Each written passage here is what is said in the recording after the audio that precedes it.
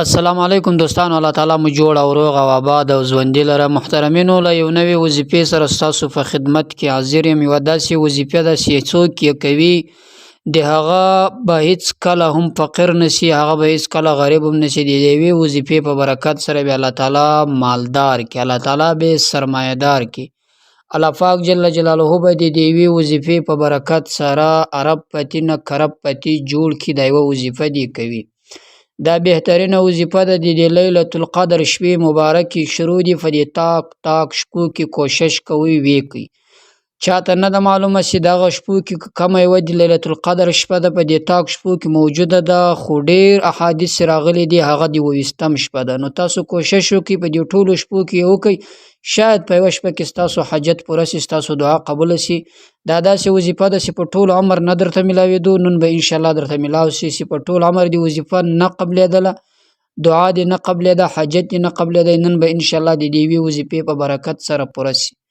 په ټول زندگی چې تا ته څه نه میلاوېدل او تا یې خواهش و او تا غوښتلو هغه نه درته میلاوېدل، په دغو شپو کې به انشاءالله درته میلاو شي.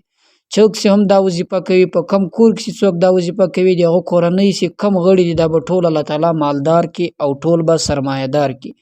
د کم جائز خواهش لپاره یې کوي، هغه خواهش الله تعالی فورا در پر کوي. خو بس کوشش وکړئ محترمینو، دغه یوه وظیفه په پابندي سره، دغه یوه وظیفه په ډیر خشوع عاجزي سره او په ډیر خلوص یقین سره وکړئ. انشاءالله دا وظیفه به ضرور مهنت تاسو وکړئ، ضرور به دا وظیفه رنګ راوړي. ستاسو د هغه مهنت چې دا وظیفه تاسو کوئ هغه به تاسو ته مثبت رزلټ ضرور په لاس درکوي. لیلة القدر شپې مبارکې شروع دي. الله تعالی به د دې وظیفې په برکت سره دنیا او آخرت درسم کی. الله تعالی به د دې وظیفې په برکت سره په دې دنیا کې دیم سر لوړی کامیاب وساتي، په هغه دنیا کې به دې هم کامیاب کی. الله پاک جل جلاله داسې ذات ته چې لاس ورته پورته کې په ډېر عاجزي سره هیڅ کله د ناامیده نه راردوي. دوستانو، دا داسې وظیفه ده که ناست یاست، که ولاړ یاست، که په مجلس کې یاست، که په اودس یاست، که بغیر له اودس یاست، په هر وخت کې ویلی شئ. او کوشش کوئ په دې تاک شپو کې ووایاست، له دغو نه بعد په نورو شپو کې هم ویلی شئ. که پر تسبو باندې وایاست، که دغسې یو مخصوص ځای پیدا کوئ له لمانځه نه بعد ورته ناست یاست هم یې وایاست. اسانه وظیفه ده، ډېر اسانه توري دي چې یا وهابو یا رزاقو ده. د دې برکت په وظیفې سره انشاءالله چې د دې وظیفې داسې کمالات دي چې هر کس یې د فقر مسکنت د غربي لپاره وایي، الله تعالی یې فورا مالداره کوي. هغه انسان به هیڅ کله مسکین نشي، غریب به نشي، هغه انسان به هیڅ کله له مشکلاتو سره مخ نشي، له تکالیفو سره به مخ نشي. بل چې یو انسان په زندگی کې داسې حاجات لري چې ډیر کوشش مهنت یې کړی بیا هم نه پوره کېږي، دعاګانې یې هم نه قبلیږي، خواست یې هم نه قبلیږي، خواهش یې هم نه پوره کېږي، مهنت یې ډیر کړی، وظایف یې ډېرې کړې، خو دغه یوه وظیفه چې ده دا بیا داسې وظیفه ده چې ټولو وظایفو سرداره وظیفه ده، تر هر څه طاقتوره وظیفه ده. د الله تعالی دوه نومان دي. د دې ورد وکئ، د دې وظیفه وکئ، انشاءالله د دې وظیفه کولو نه بعد به تاسو خپله بیا یقین راشي چې په دې وظیفه کې کم کمال پروت ده. او دغه وظیفه چې تاسو د فقر د مسکنت د ختمېدلو لپاره وایاست، فورا به الله تعالی مالدار کړي. الله تعالی جل جلاله به ستاسو هغه دعا قبوله کړي، ستاسو هغه حاجت به پوره شي، تاسو په خپل مقصد کې کامیابي ته ورسیږئ، له مسکنت څخه به خلاص شئ. کوشش کوئ هېڅ کله هم چې له فقر غریبي څخه ځان خلاصول غواړئ، د الله در ته ځئ، د بنده له در څخه ما دا توقع کوي چې هغه به موږ له د فقر مسکنت څخه خلاص کړي. هغه که په وس باندې پوره د سره کوي که نه کوي، خو د الله پاک جل جلاله په وس قدرت کې هر څه شته. له فقیر څخه باچا جوړوي، له باچا څخه فقیر جوړوي. نو غواړي چې باچیان الله تعالی د شه جوړ کړي، سرمایه‌داران الله تعالی د شه جوړ کړي. دغه یوه وظیفه وکړي، د بنده له طرف څخه ټول امید وش کوي، یوازې الله تعالی ته امید کېږدي. او الله پاک جل جلاله د هغه چا کارونه هم سموي چې هغه یوازې پر الله تعالی باندې یقین لري، پر الله تعالی باندې عقیده لري او د الله و طرف ته رجوع کوي، تقوادار وي. هر کله چې انسان تقوادار وي، پرهیزګار وي، متقي او داسې انسان چې مثلا د الله نافرمانه نه وي، دغه کار هېڅ کله نه خرابېږي، هغه انسان هېڅ کله پر شا باندې نه راځي، هغه انسان هېڅ کله له نقصان سره نه مخ کېږي، هغه انسان هېڅ کله په یوه کار د دنیا کې هم شاته نه راځي. محترمینو، وظیفې عمل در سره شریکه کوم، دغه مبارک شپې دي په دې کې وکئ. خو کوشش کوئ په کم چې په دغو شپو کې داسې ډېر انسانان د عبادات کوي، ښه املا ورته تړلې وي، خو کله چې بیا هم دا میاشت مبارکه تېره شي بیا هغه دی هغه یې کار وي. دغه شپې مبارکې دي، دا د ګټې دي، دا د دعاګانو د قبلېدلو دي، دا د خواست د قبلېدلو، دا د حاجت د پوره کېدلو. نو له دغو شپو څخه ګټه واخلي، له دغو شپو څخه نفع واخلي، هسې یې پر ځان باندې مه تېروئ.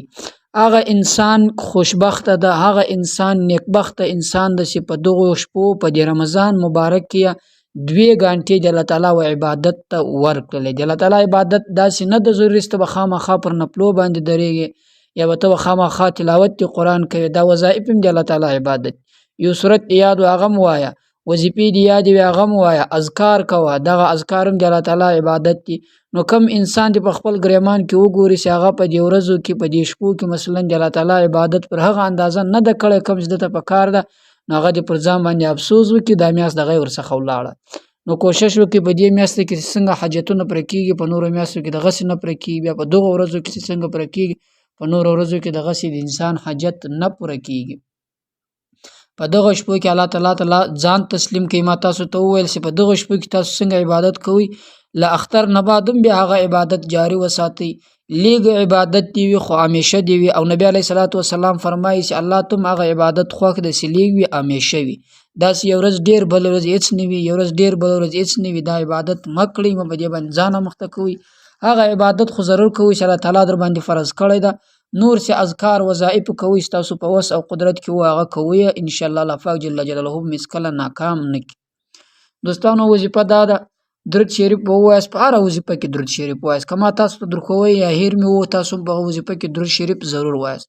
کله چې مې درود شریف ووایې له هغه نه بعد به دغه توري یو نیم سلواره ووایاست، یا وهابو یا رزاقو یا وهابو. که ځان ته هر یو توری ووایاست هم یو نیم سلواره ووایاست، که دواړه په یو وار وایاست هم یو نیم سلواره ووایاست، که دواړه په یو وار وایاست یو نیم سلواره، دواړه یو نیم سلواره ویل کېږي. او که یو ځان ته وایاست بیا هر یو ځان ته یو نیم سلواره وایاست. دغه نه بعد بیا درود شریف ووایاست، بیا الله تعالی ته لاس پورته کړئ، دغسې په زړه کې د خپل حاجت، د فقر، د مسکنت، د غریبۍ د ختمېدلو لپاره دعا وکړئ، او دغه شپې الله تعالی ته پیش کړئ. الله تعالی مهربانه ده چې مالدار به مې کړي، الله تعالی مهربانه ده غریبان به نه سي. او له دغو وظیفو سره چې مثلا په دغو تاک شپو کې کوئ، د خپل وس موافق صدقه هم کوئ. صدقه دا نه معنی چې ته په زراو په سلاو روپۍ خیراتوې، لسی دې په وس باندې پرس و هغه چاته یې ورکوه چې هغه مستحق د خیرات وي، و هغه چاته یې ورکوه چې سلی دې په وس پوره و هر څو، یا لس روپۍ دې په وس پوره وي، شرمېدې چاته دې نه سوې ورکولی، جمع کوه په آخري ورځ باندې چې ډېرې سوې یو سړي ته ورکړه چې هغه غریب وي. انشاءالله د صدقه پر پو سره په زندگی والله که انسان مسکین سو، د زکات په ورکړه سره په زندگی والله که انسان مسکین سو. په صدقه کې الله تعالی برکت اچولی دی چې انسان صدقه کوي الله تعالی مال نور هم زیاتوي، نور یې هم مالداره کوي. محترمینو دا وظیفه وکړئ، الله تعالی مهربانه ده چې دغه ستاسو فقر مسکنت به ختم سي. خدای دې وکړي چې دا وظیفه تاسو خوښه سي او ویم کړي. پر الله تعالی مسپارم. السلام علیکم ورحمت الله وبرکاته.